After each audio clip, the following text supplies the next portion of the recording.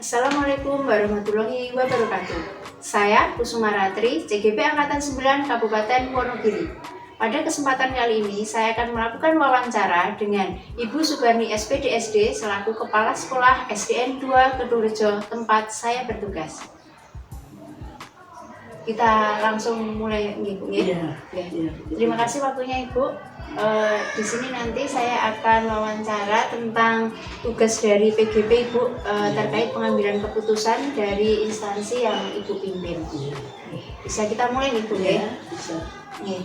Nah, Ibu Subarni ini kan selain menjadi kepala sekolah di SDN 2 Kedungrejo, juga menjadi ketua K3S, Ibu, ya. Jadi pasti sering menemukan masalah-masalah atau kasus yang Ibu temui. Nah, kira-kira selama ini bagaimana Ibu dapat mengidentifikasi kasus-kasus yang merupakan dilema etika atau bujukan moral? Di sini bagaimana cara Ibu mengidentifikasi kasus tersebut, Ibu? Ya.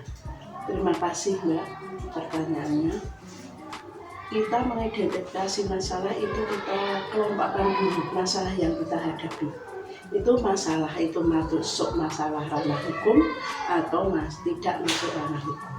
Kalau memang itu masalah ranah hukum, kita harus sangat jeli dan teliti dan memungkinkan supaya ini tidak mengembang dan meminimalkan hal-hal yang jangan sampai ini menjadikan sesuatu yang tidak baik. Nah, untuk itu maka perlu pertama adalah saya identifikasi, kemudian saya analisis, saya kaji dulu. Ya, di dalam pengkajian ini secara detail, yaitu apa saja yang terkandung di dalam masalah tersebut, siapa yang terlibat di dalamnya, kemudian masalah apa. Nah, kalau sudah nanti kita yang kaitannya dengan hukum ya Mbak ini, itu kita klarifikasi dengan yang bersangkutan, ya, yang bersangkutan, klarifikasi. Kemudian kalau setelah ini mengklarifikasikan, karena ini kaitannya dengan ranah hukum, kita kumpulkan semua warga sekolah, terutama Bapak Ibu guru, apa itu, ini ada masalah seperti ini, jangan sampai ini dibawa keluar. Tolong nanti untuk konsumsi di sekolah. Setelah itu saya berkoordinasi dengan atasan kami, yaitu Bapak Pengawas atau mungkin Bapak Korwil, bagaimana untuk menemukan solusi yang terbaik sehingga hal ini tidak ada yang merasa dirugikan. Nah, untuk itu setelah konsultasi dengan Bapak Pengawas, mungkin Bapak Pengawas punya pertimbangan dengan baik, dengan cara kita membina kepada yang bersangkutan, ya, pembinaan. Nah, pembinaan ini tidak hanya sekali, 2 kali. Kalau sudah sekali sudah sudah oke, yang dengan Bapak Pengawas sudah tidak masalahnya leren, ini tidak diataskan. Itu kalau ranah hukum. Tetapi kalau memang ini bukan ranah hukum, itu kita rapat kerja dulu di sekolah. Rapat kerja, ini anak bermasalah seperti ini. Tolong Bapak Ibu guru, masalah ini jangan sampai diimbaskan keluar. Kita selesaikan bagaimana langkah terbaik untuk menyelesaikan masalah ini. Kalau bukan ranah hukum. Tapi kalau jadi bukan ranah hukum itu, ini adalah konsumsi daripada sekolah. Kalau memang kaitannya dengan lingkungan sekolah, saya berkonsultasi dengan komite sekolah, ya, komite sekolah, bagaimana yang terbaik untuk mengatasi masalah ini. Sehingga dengan yang bersangkutan, kemudian dengan kalau yang bersangkutan saya ada personal, jadi personal secara individu dulu. Itu saya kaji permasalahannya apa, terus ini kaitannya dengan apa. Kalau sudah, baru kita kumpulkan warga sekolah. mungkin dengan komite sekolah, atau mungkin kalau ini urgent dan tidak ada jalan keluar, baru kita ke pengawas jalan terakhir. Itu kalau bukan ranah hukum, sehingga permasalahan ini dapat kita redam, kemudian kita selesaikan dengan secara kekeluargaan, sehingga sekolah ini menjadi aman, kondusif, tidak ada suara sumbang dari luar. Begitu Mbak. Terima kasih. Jadi untuk yang tidak ranah hukum tadi diadakan rapat kerja dulu, terus Bu jangan sampai berimbas sampai keluar dulu. Kalau membutuhkan memang rapat kerjasama kolaborasi dengan komite. Seperti itu. Ya. Selanjutnya, selama ini bagaimana Ibu menjalankan pengambilan keputusan di tempat Ibu yang pernah Ibu pimpin, terutama untuk kasus-kasus di mana ada dua kepentingan yang sama-sama benar atau sama-sama mengandung nilai-nilai kebajikan. Jadi gimana cara Ibu menjalankan pengambilan keputusannya Ibu? Dalam pengambilan keputusan ini adalah suatu keputusan itu tidak saya sendiri yang mengambil keputusan, tetapi ini kita musyawarahkan dengan warga sekolah, terutama Bapak Ibu karyawan di sekolah. Kalau sudah dimusyawarahkan, ada mufakat, terus nanti ada kesepakatan. Nah, dari kesepakatan ini saya mengambil keputusan. Jadi keputusan itu tidak berdasarkan dengan saya begini, tapi ini adalah kita musyawarah, mufakat, kesepakatan, baru keputusan. Gitu. Sehingga ini tidak ada yang merasa dirugikan dan merasa yang diuntungkan. Ini adalah kesepakatan bersama, sehingga semuanya merasa aman, nyaman, dan kondusif. Dimusyawarahkan dengan warga sekolah agar mendapatkan kesepakatan ini. Nah, kalau langkah-langkah atau prosedur step by stepnya Ibu yang biasa atau Ibu pernah lakukan, tahapannya mulai dari mana Ibu? Tahapan keputusannya itu tadi. Tahap-tahapannya Ibu melakukan apa dulu? Identifikasi masalah. Identifikasi masalah dulu. Kemudian setelah diidentifikasi, dianalisis atau dikaji secara detail. Sebetulnya masalah ini urgennya di mana? Nah, kalau urgennya itu ada mengenai seseorang, kita adakan personal dulu, secara personal. Kalau ini secara umum, kita langsung rapat dengan Dewan Guru atau rapat kerja.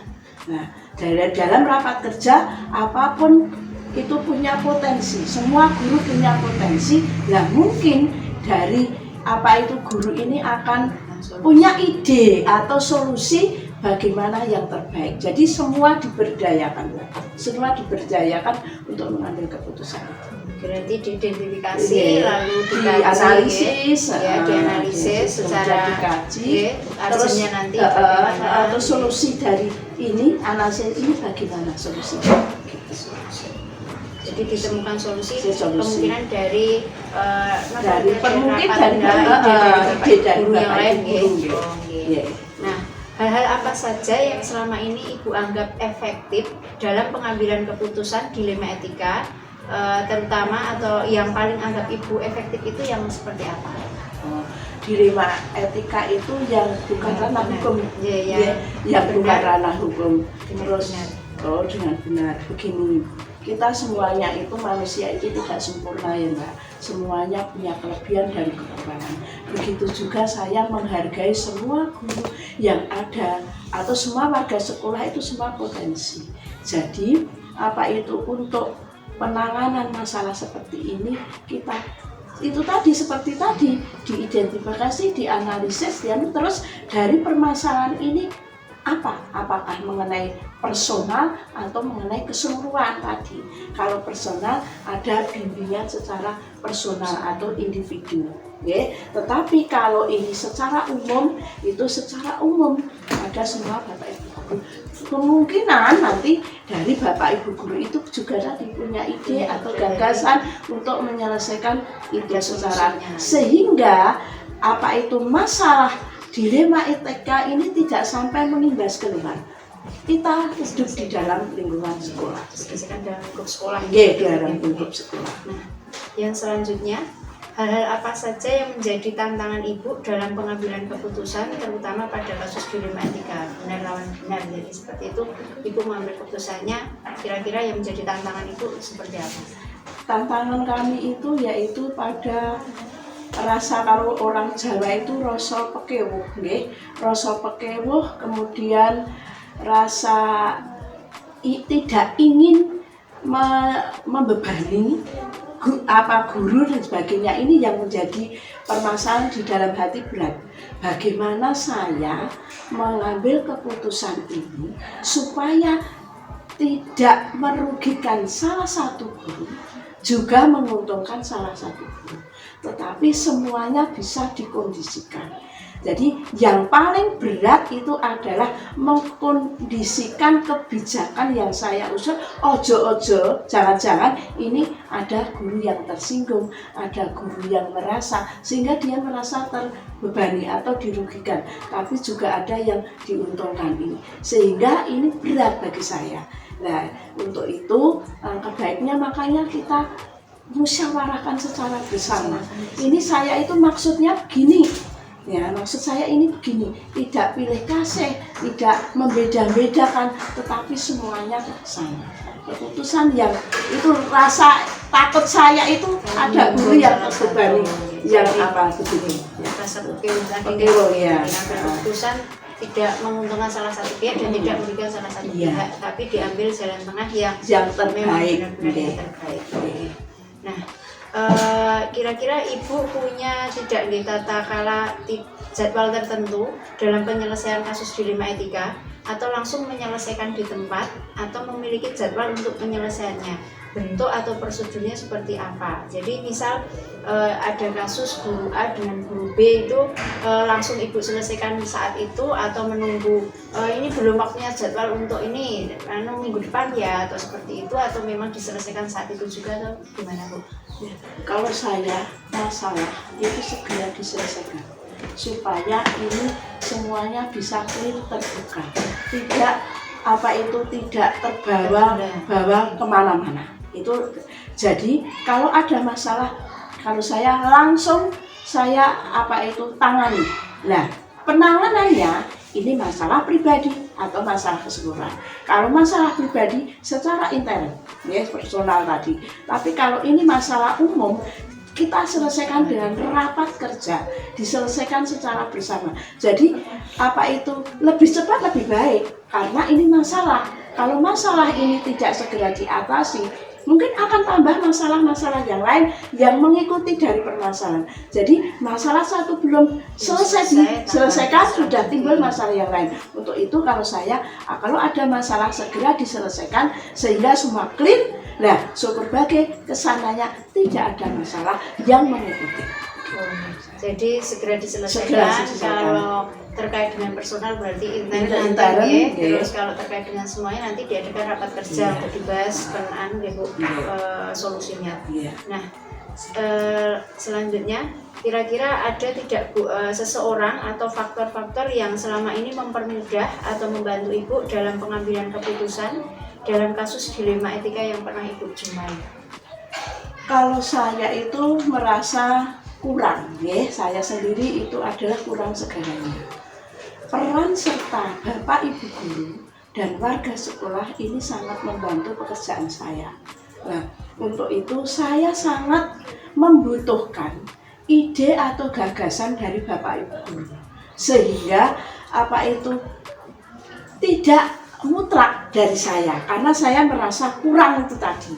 Nah, untuk itu dengan beliau Bapak Ibu guru atau mungkin karyawan atau penjaga itu mungkin punya ide yang cemerlang. Nah, ide ini kita gunakan untuk kebersamaan. Gitu kalau saya. Berarti ada peran dari Bapak Ibu lain untuk bisa memutuskan sesuatu yang tidak mutlak dari diri sendiri. Pertanyaan yang terakhir Ibu, dari semua yang sudah disampaikan Ibu Subari tadi, pembelajaran yang dapat dipetik dari pengalaman pengambilan keputusan dilema etika ini apa saja Ibu?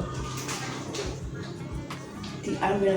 Kita Pembelajaran. sebagai pemimpin, kepala sekolah itu sebagai pemimpin itu yang pertama itu harus menjadi contoh di depan. Jadi ing ngarsa sing tulodo, di depan menjadi contoh. Ing madya mangun karsa, di tengah bersama-sama kita merangkul semuanya. Dan tutwuri handayani, di belakang kita memberi semangat, memberi dorongan untuk semua pihak biar bersemangat untuk maju sehingga sukses dalam segala kegiatan. Begitu. Jadi mengacu dari ngarsa sanggulodo, mati mangun karsa, tutwuri handayani nih Bu. Jadi harus memberikan contoh, memberikan dorongan dan bersama-sama. Oke. Nah, baik Ibu, terima kasih atas waktu yang diberikan Ibu sharingnya ini kali ini. Nah, alhamdulillah mudah-mudahan sharingnya kali ini dari jawaban-jawaban Ibu tadi bisa menjadi acuan saya untuk kedepannya. Ya. Semoga saja ini bermanfaat bagi penjenengan, sukses selalu, lancar selalu, dan penjenengan lulus sertifikat dipegang penjenengan guru penggerak. Terima kasih Ibu. Terima kasih. Sekian wawancara pengambilan keputusan Dilema Etika. Terima kasih. Wassalamualaikum warahmatullahi wabarakatuh.